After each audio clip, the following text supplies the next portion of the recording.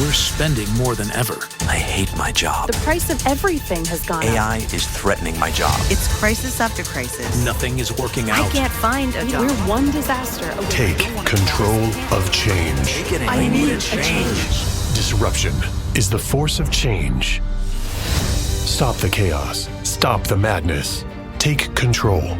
Read James Patterson's Disrupt Everything and Win. Marines know what the Tun is. We know it. Not America doesn't really know the history of this building and its significance, of the role that it played. One key fact: so when an army, if a soldier is watching this, the night that George Washington was named the commander-in-chief of the Continental Army, the members of Congress took him. They walked a couple of blocks and they went into the Tun and had dinner.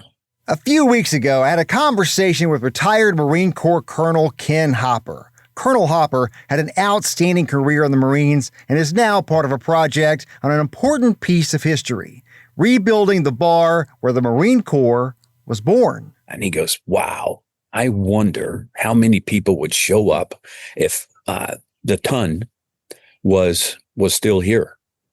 Well, that gave him an idea. And he went on a journey investigating the history of the Tun. My name is Josh Roe, and this is Tomorrowtown, Tennessee.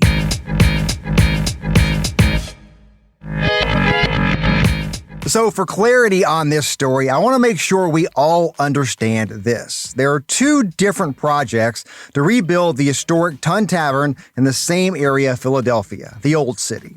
And there's currently a legal battle playing out concerning a trademark on the name Tun Tavern. I'll have more details on that at the end of this episode. But this project we are discussing today is called the Tun, and this project is led by the nonprofit the Tun Legacy Foundation. Here is my interview with Colonel Ken Hopper. I came from a small farm in North Carolina. I had 177 people graduate in my high school class. And if you'd asked that 18-year-old, where are you going to be 50 years from now? And what adventures are you going to be on? I don't. What I have done in my career would have been the furthest thing from my mind. The 2 points, I became a naval aviator because I wanted to be an astronaut. That was, I remember in grade school, and they brought the TV in and I watched Friendship 7 take off. And I went, that's what I want to do. So junior high, during my time, not middle school, junior high, high school, I knew you had to be a pilot. I knew you had to be good in science or math. And that's what I want to do. So that is why the first critical decision I made that I would not be where I am if I had not done this is I attended the Citadel there in Charleston, South Carolina. So that then gave me the structure that I needed in life. And that perpetuated and continued to where I am today. The second decision that was critical in this was raising my right hand to join the United States Marine Corps. And that there is no doubt those two decisions made me the person I am today, because I wanted to be that individual like yourself to serve and protect the country. I was fortunate. Yes, I was a naval aviator. I've been to all 50 states. I've been to over 30 countries. And yes, I have 7 combat tours. So I didn't shy away from the danger. I wanted to be one of those individuals that help protect this country. Well, thank you for doing that. As a Marine Corps veteran and as an American citizen, that matters. And so thank you, sir, for stepping up and doing the things you did. Thank you for doing it also. It like you said, it's life changing. And I can relate to some of those things. I grew up in a small town in West Tennessee and didn't have a lot of direction as an 18-year-old. And boy, you step on those yellow footprints and you get it real quick. Like it or not. You don't have to worry about direction. They're telling you. Mm-hmm. They're telling you. Absolutely. I didn't go through that, but I'm going through TBS. Well, OCS, we did officers was 7-8 weeks in the summer. So they treated you then as my drill. And I'll never forget Gunnery Sergeant Batanga and Staff Sergeant Garamone. And that's been, holy cow, almost 50 years. I can still see their faces. And Gunnery Sergeant Batanga walked up to us and he said, "My job is to make certain you don't join my Marine Corps." And I just looked at him, grinned, and went, "Okay, fight's on." Yeah. The thing that I always go back to when I talk to people about it is some people in this world spend their whole life trying to figure out who they are. Once you go through that process, you never have to figure that out. There's something that anchors you to understanding a connection to Marines, Marine Corps, this country, the things that you accomplished in that space. It's been the most valuable thing for me. You go through life struggles, whatever you go through, you have that, you've done that, and that matters, and you can anchor yourself to that. 100%. 100%. And in the Marine Corps, history is obviously a big part of that, learning the history. And that's what we're going to talk about a little bit today. So tell me what the Tun Legacy Foundation, tell me what that is and why you're a part of that. The Tun Legacy Foundation was a dream, an epiphany from Pat Daly, who's a Marine also, who resides just outside Philadelphia. Years ago, there was a bar in historic Philadelphia, in Old Town Philly, and it was called Cookies. It wasn't visited. If you went to Cookies any other day other than November 10th, yeah, there'd probably be 20, 30 people in there. Okay.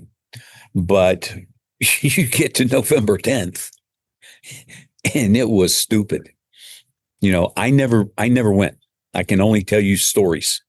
They tell stories that it'd be 3,000 to 5,000 people, and Cookies never got a permit from the city to close down the street. It just happened. And people knew that if you were anywhere in the area, Cookies is where you went, because it was going to be nothing but Marines that day. And it would start, they'd start coming in a little afternoon and stay all night.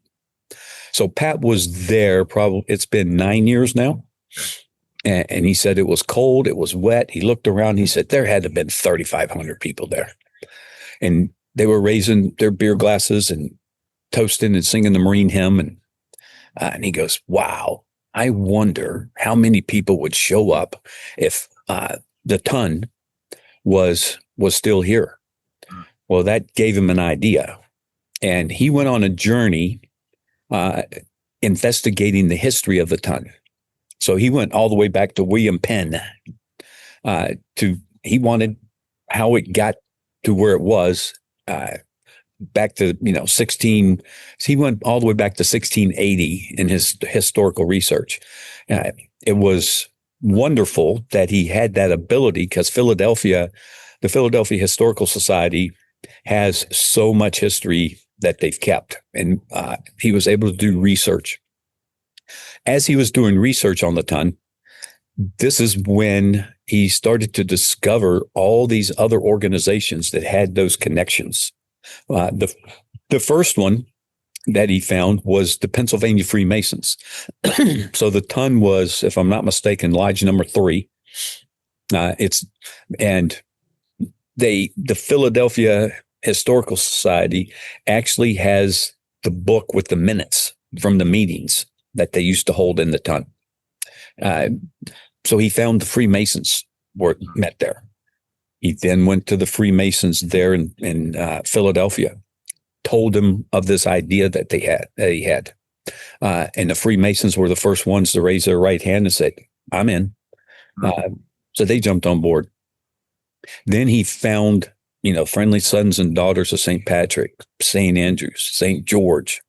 He began to approach all those organizations and explaining, and it wasn't just hearsay. He actually showed them physical evidence of the ton, and that these organizations actually could have their ties.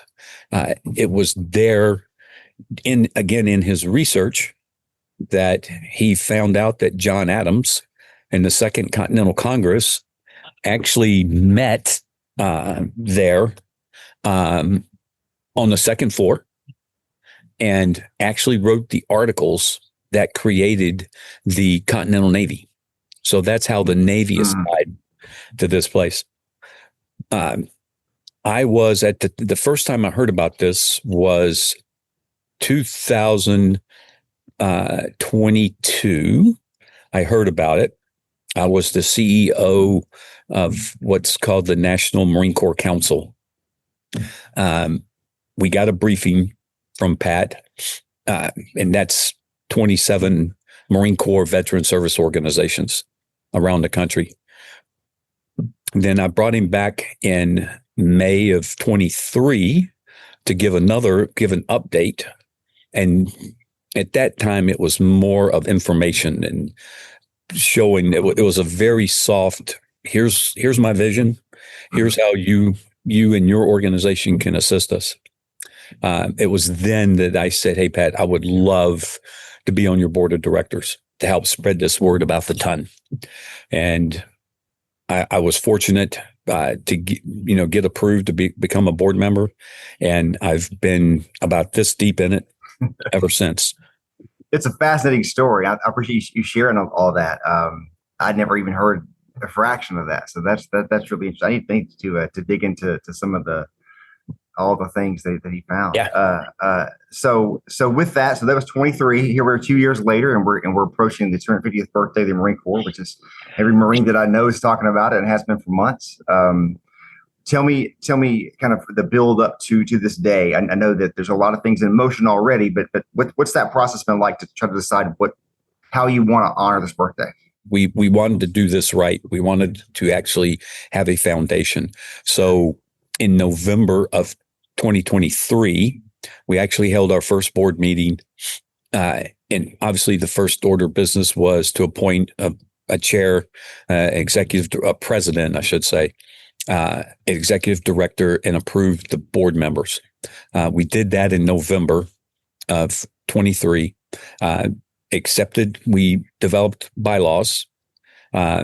We had 2 months before actually registered to be a 501c3.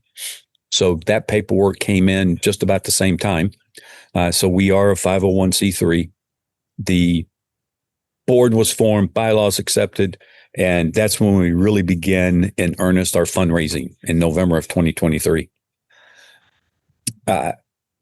In early 2023, Pat began looking, and Rob Brink, who's the executive director and a Freemason, began looking for land. Okay, where are we going to put this? The biggest, I guess you say, stipulation in their own minds was they wanted to put it in historic Philly. That's where they wanted it. So they found a parking lot. No joke. Pay as you go parking lot in Old Town Philly. And for those that have been to Old Town Philly and those Marines, and there's thousands of them that have been to the historical marker there in Philly, which marks the site of where it stood. If you're standing there looking at it, and at the 10 o'clock position, about 200 meters is where we're building. That is as close as we can get to it. So we formed in November of 2023. It took almost 18 months to talk the brothers who owned this parking lot into selling it. So in April of 2024, we actually purchased the land. So now it's not just people talking about it. Now we got a physical location. We have an address that we're going to build this. The So now we're in full fundraising mode. We had last November, we had a ceremonial groundbreaking ceremony, which was a wonderful event. And that was just a one-day event. There was between 3,000 and 4,000 people there. Can't say they were all Marines, because I know there was a bunch of Freemasons. There were people from St. Patrick, St. George, also there. But we had that soft opening, well attended. I mean, people were motivated. The Commandant's own band actually stopped by, and we didn't tell many people about it. So they formed about 2 blocks away, out of sight. And then all of a sudden you hear the whistle blow, and then you hear the big bass drum, Yeah. And there they come. And I have it on video. It's like Moses and the Red Sea.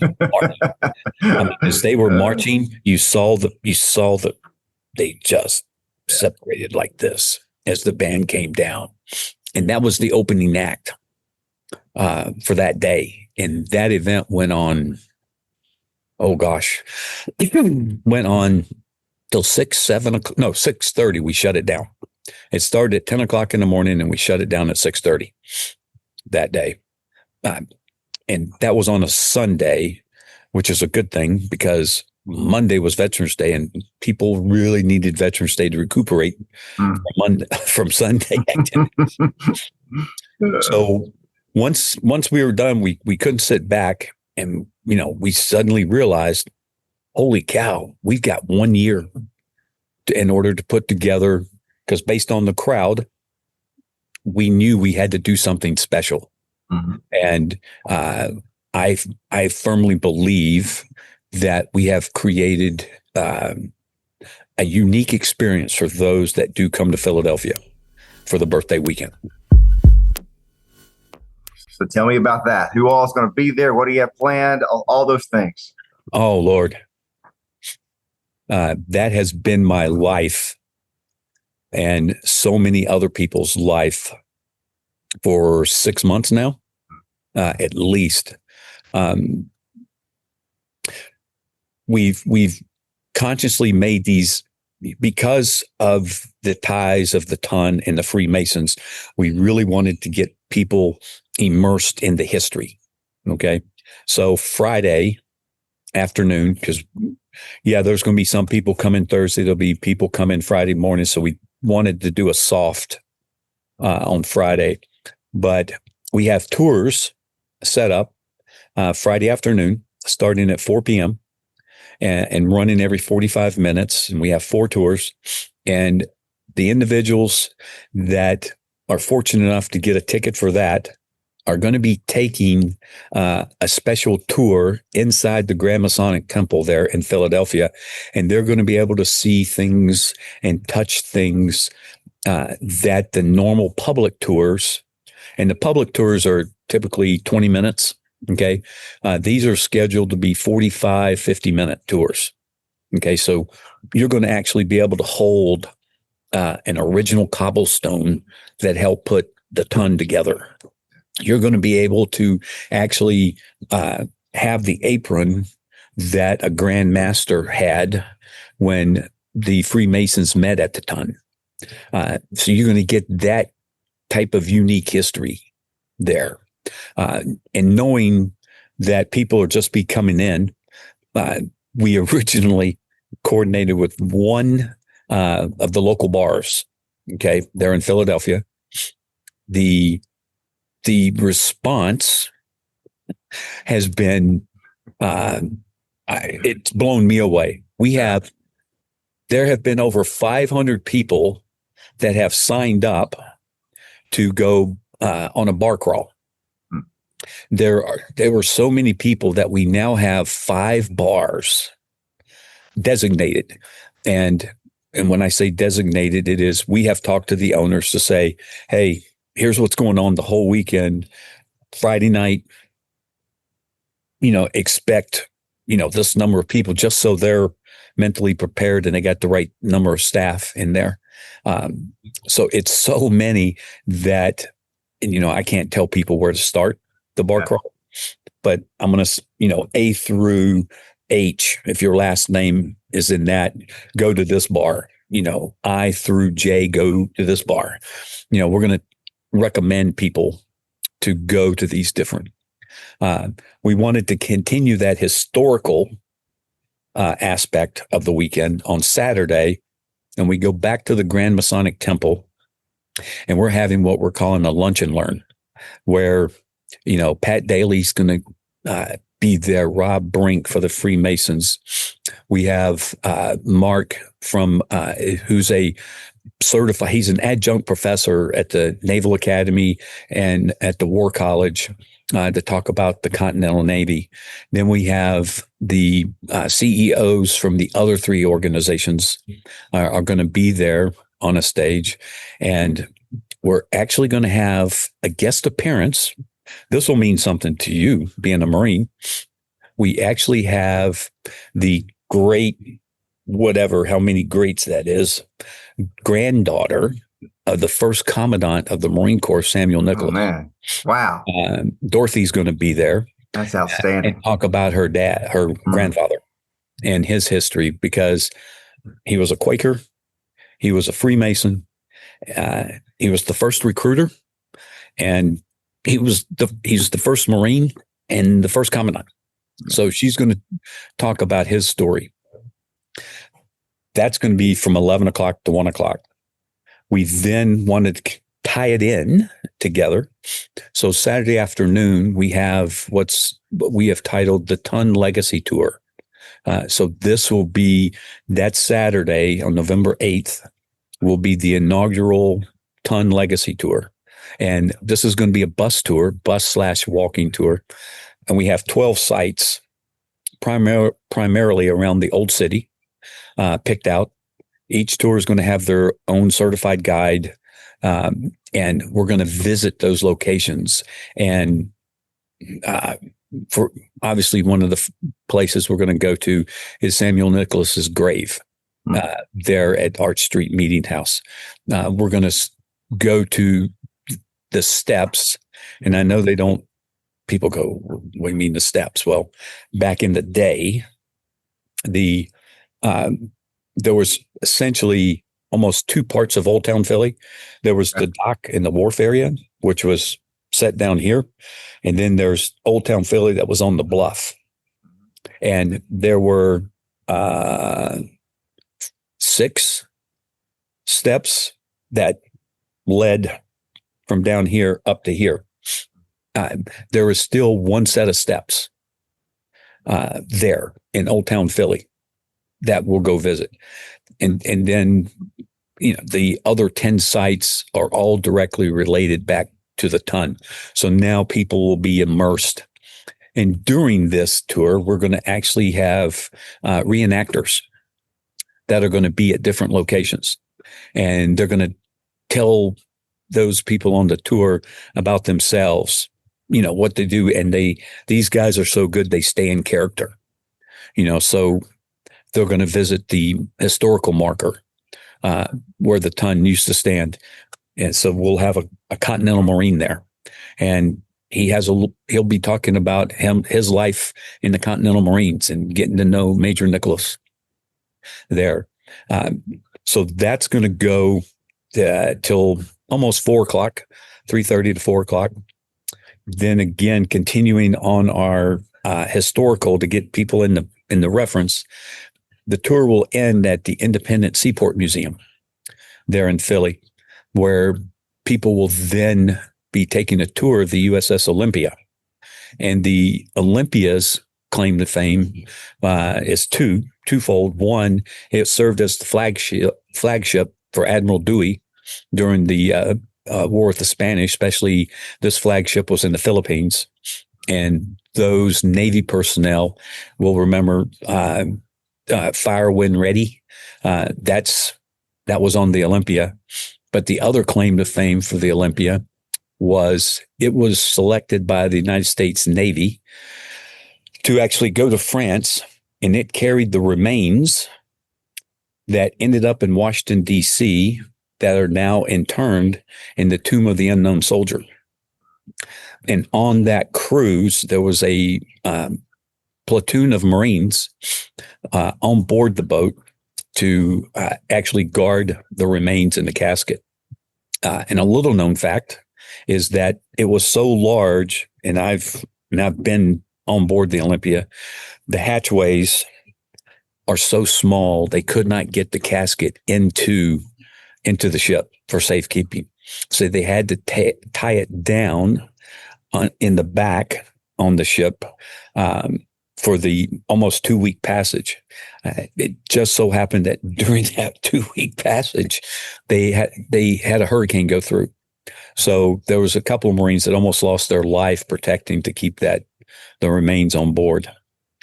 So that's the other historical. And then we're tying it up. And I can't recommend enough for people to come to the dinner Saturday night. It's at the Independent Seaport Museum, where Pat Daly's going to then get up again and speak and tie up the historical significance of Philadelphia, the Tun, all the organizations that'll be in there. And this is all the food you can eat. And we do have an open bar there. Those that come actually going to be met by the Philadelphia Eagles cheerleaders. They're going to be there to welcome people in, and the Eagles drumline is going to be there. So it's going to be one great big party on Saturday. Man, that's outstanding. Oh, I can't. I mean, I'm looking forward to that one because people that come are going to get to walk around the whole museum there. Just outstanding. So if people hear this and they want to come, is it still? Can they still get tickets? Can they still get into some of these events? How's that work? The tickets, probably 3 weeks ago, we were, are the ticket sales going to kick up type of deal? But the actual tours on Friday are sold out. Okay. The happy hour is not sold out. It's just, be advised, it's going to be a lot of people downtown. Saturday, the Lunch and Learn has tickets. The Tour of the Olympia has tickets. And we call it the Taste of Philadelphia has tickets. Sunday, we're leveraging what the city of Philadelphia is already doing. They have set up, they celebrate, they do a Veterans Day parade on Sunday. So we're partaking in that. And we're closing in on 600 people that want to be part of the Tun Legacy parade formation. In it, we're going to have reenactors from Continental Marines up to the present day Marine. So we're going to take part in the parade. There's a huge festival. It ends at the festival. So there's still obviously openings for those two events. Sunday evening, we're doing a dinner cruise on board the Spirit of Philadelphia. We have tickets there. That's going to be treated as a Marine Corps ball. And Barney Barnum, your buddy, is our guest speaker that evening. He's going to be there. Major General Jim Livingston is also going to be in attendance. So we're going to have 2 of the Medal of Honor recipients on board the boat there. Monday, the birthday, it's probably the most unique event that we have and one of the most unique in the country. Since Philadelphia was home to the Marines, we're the first recruiting station, first commandant, first Marines. We wanted to be the first to hold the first celebration of the Marine Corps' 250th. So at 11 p.m., the doors of the Museum of the American Revolution are going to open, and they're going to remain open until 1 o'clock in the morning.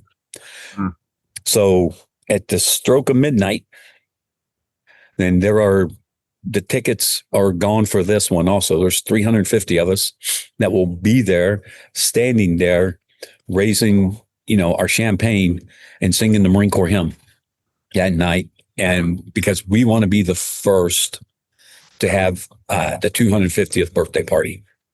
I love it. That's Yeah. great. That's great. Then we start Monday at 9 a.m. At 9 a.m., we start we are participating, we are augmenting the Marine Corps League detachment up there, has a ceremony at the Commandant's grave, at the first Commandant's gravesite. That one is technically sold out because I know a lot of your readers are thinking graves like in, Eastern Tennessee, Middle Tennessee, where it's just this great big expanse. No, this is Arch Street Meeting House is a Quaker church. It was one of the oldest Quaker churches. The grounds are tiny, and they have a 5-foot wall built around it. So we had 300 people sign up for that. I had to close it off because there are the other individuals. There will be ROTC units there from a couple of the university, plus the Marine Corps League will be bringing 75 people or so, and 500 people there is going to be packed. I mean, packed there. Then we're going over to Independence Hall and Homecoming 250, and this is the entity that's actually coordinated the Navy Marine Corps Week that starts next week. This is one of their next to last ceremony. They have events. If the government comes back in, they have scheduled equipment demonstrations. They're going to have a flyover of the Blue Angels are scheduled to come over. Then there's going to be some proclamations read. There'll be some high-level government officials will be there. And that's open to as many people because it's in the park in Independence Hall. So thousands could be there with no issues. Then we really get to the party. Let me tell you, it's going to be a hit when we're closing in on 1,700 people who have taken the time to go to the website and put their name down. Oh my gosh. Yeah. That's 1,700 people that have signed up. I feel that we are probably looking at 7,000 to 10,000 people there and they'll start getting there at 9 o'clock in the morning. We're not going to start playing music until 10:30. And we're going to have, we got Dave Bray, USA is going to be performing. The American Bombshells will be there. I can't announce our special guest who's going to be there yet. I haven't received permission yet, but there's a very prominent individual that will be in attendance to talk to everyone's there. We're going to have reenactors throughout. I am hoping that the Commandant's own band will be there to start festivities off. We are in the final stages of coordinating. Well, you remember this when you were a poolee, okay? We're working with the district and we're looking to get poolies to be sworn in. That will just, for those that haven't seen it, me talking about it, I got goosebumps. Yes, sir. Yeah, give me chills. Yeah. It does. We're going to have a cake cutting ceremony. So it's going to be a good time for everyone to attend just to reconnect in that camaraderie and to tell stories of when whether you did just one tour or you did, 30 plus years. Every Marine there will be standing proud. Outstanding. Yeah. And then that night we have 2 balls. There's the ball at the Bellevue, which we refer to as the gala because it's the black tie ball. And that's the same site that General Lejeune actually held the very first Marine Corps ball. Okay. So it'll be the 100th anniversary of the very first Marine Corps ball. And then at the Museum of the American Revolution, we're holding a second ball with a very special guest speaker that I really wish I could say, but I can't right now. But both balls, I think there's a few tickets left for the black tie one, but I have a waiting list for the Revolution Ball I'm closing in on a 200 person waiting list. Oh my gosh. Yeah. Yeah. And I have 350 tickets already sold and closing in on 200 to wait list. So then the final event. So now we've gone, from historical reference Friday and Saturday to now we're celebrating Sunday is all the Veterans Day. And it's not just Marines, but it's all of those that have raised their right hand. So now we're on Monday. It's really focusing on the Marines and our 250th birthday. On Tuesday, we are teaming with the USS New Jersey Foundation, and they have been gracious to reach out to us and say, hey, would you participate in our Veterans Day ceremony? So again, it was one of those events I had to close off at 300 because they bring a couple of hundred and 500 people on the front of that ship. Is going to be packed, and Barney Barnum is going to be the guest speaker for the Veterans Day ceremony. So it is, you can see it's a full 5 days we got going on there. Man, it's awesome. Man, I'd love to be there for that. I think any Marine would pinch themselves to be in the middle of that. If people can't be there and they just want to support what you're doing, is there a way to do that as well? That's a great question. We know that not everyone, we've been blessed. We've got some supporters that have really reached in and donated, $1 million to the project. We're working with a couple of other entities that will probably be doing the same thing. And once they see the excitement this weekend, I think that's really going to tip the scale. So we know people don't have $10,000 in their pocket or $500,000 in their pocket. So we created what is called the 1775 Club. Okay. And yes, it correlates to the birth of the Marine Corps, but it doesn't have to be a Marine to join the 1775 Club. It could be any patriotic American to join this club. And what it is, it's for $17.75 a month for only 12 months, or a one-time payment of $213, and you are a lifetime member of the 1775 Club. That membership, yes, you get a very cool T-shirt. I mean, it's very unique. I get emails every day going, hey, I'd like to buy the 1775 T-shirt. How much is it? And I go, $213. Yeah.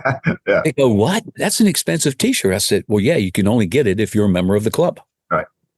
So you get if you do the monthly payments, you get the T-shirt after your first monthly payment. Then you get your very cool certificate after your third month's payment. And then once you make your final payment, you get the coin. Okay. People go, coins. Okay. I got coins all over. Sure. These coins are unique because these coins have your membership number etched into the back of the coin. So that is your 1775 Club coin. That's your member number forever and ever in the system, forever and ever. With that, once we are up and operational, a 1775 Club member can come in, show their coin, and they will, from 5 p.m. to 6 p.m., be able to drink 75-cent beer with us. With membership, again, once we're operational, there will be member appreciation nights every month that we will have. Then once we're operational, there will be not just member appreciation nights every month, but those special events, because one of the items we want to do is really become part of the community. They're not just in Old Town Philly, but Philly itself. And we want to hold public debates. So when there's elections going on, let's bring in the councilman or the people that want to be the councilman. Sure. And invite the American public or the locals that are going to be voting. And let's get back to what it was in the days when it first stood and actually listen to the people. Yeah. On the town square. That's a great idea. Yeah. Yeah. And we also, on the second floor, we have two conference rooms. One's larger than the other is the easiest way to think of it. But and they're connected. We want to open those up, and we want to at least probably once a quarter open that up to veterans, because we'll have the VA come in and help process your claims if you got VA questions. So we want to, again, give back to the community there. So it's, that's the easiest way for you and me to join, to actually help build. 2 points I want to leave you with. If 3% of those Americans who earned the title of Marine were to join the 1775 Club, we could drop $9 million down right now. We could put $9 million, and that would get us our construction loan. If 5%, just 5% of those Americans who earned the title of Marine joined the 1775 Club, we could pay cash for the place tomorrow. We could pay cash. And there's very few people around that cannot afford $17.75 a month for 12 months. That's the easy way. There are other, you can go on our website and you'll see a link up at the top. It says contribute, and you can go into our store and purchase items that, yes, I will warn the people to see this. The prices are a little pricey, or the items are a little pricey.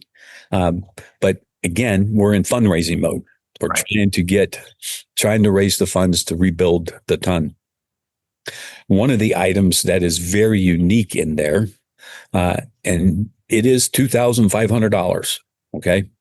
But it is a 32-ounce tankard. We call it the Legacy tankard because I have purchased one.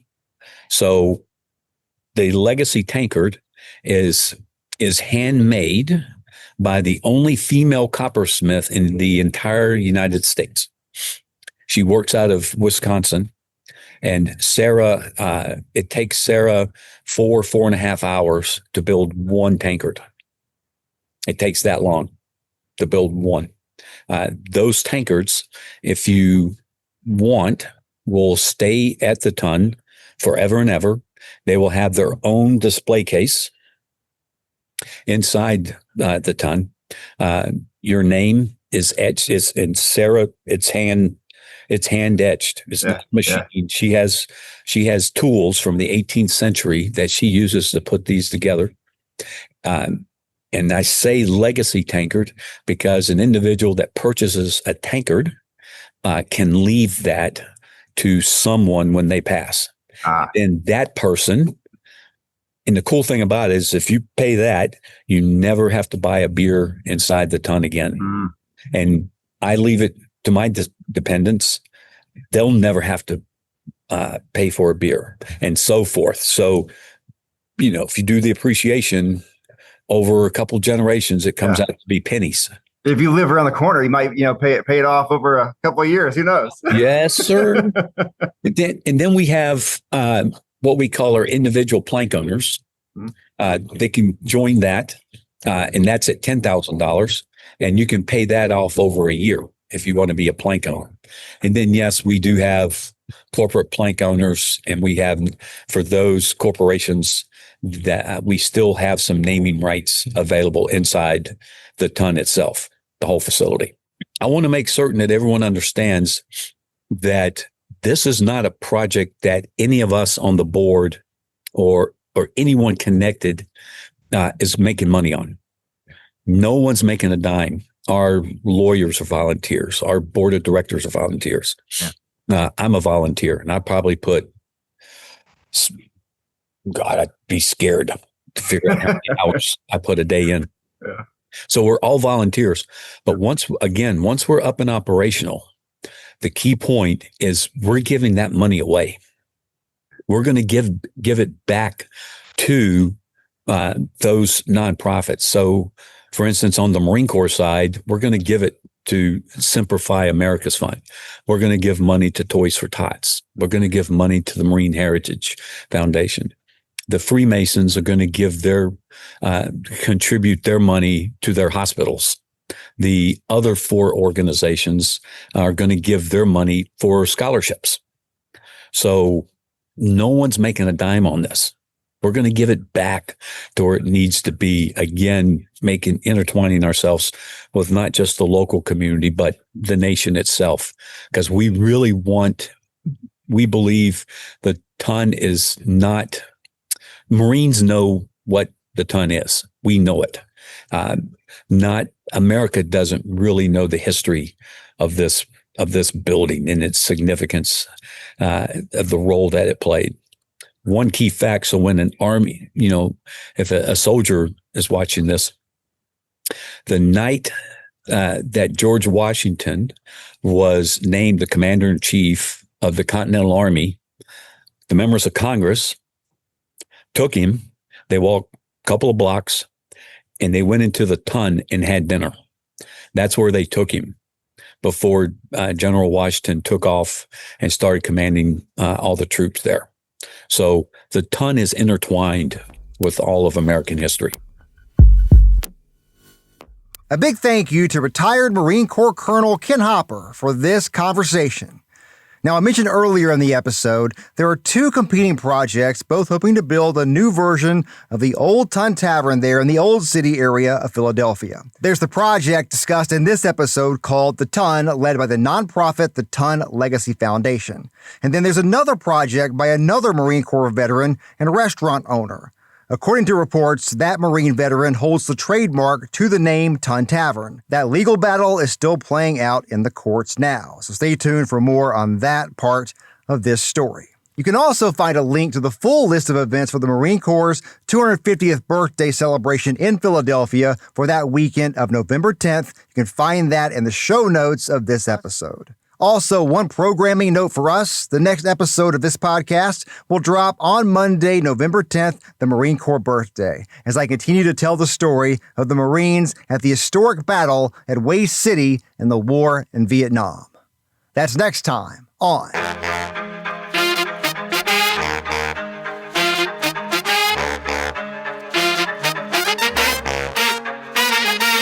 Tomorrowtown, Tennessee. This podcast is a production of NewsChannel 9, Fox Chattanooga, and Sinclair Broadcast Group Chattanooga. I hope you join me again real soon.